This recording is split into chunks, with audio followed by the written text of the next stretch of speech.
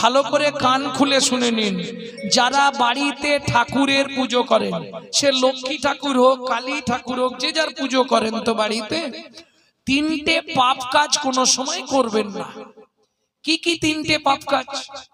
কোনো সময় কুঁড়ি ফুল তুলে ঠাকুরকে দেবেন না। যারা আমার ইউটিউব শোনে তারা নিশ্চয়ই এগুলো জানে।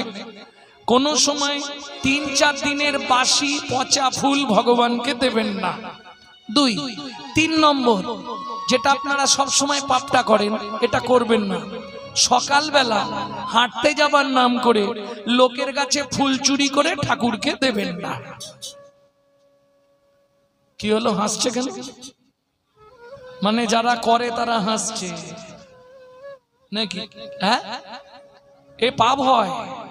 কোথায় বলা আছে? ব্রহ্মবৈবর্ত পুরাণে বলা আছে, শ্রীমদ্ ভাগবতের 5ম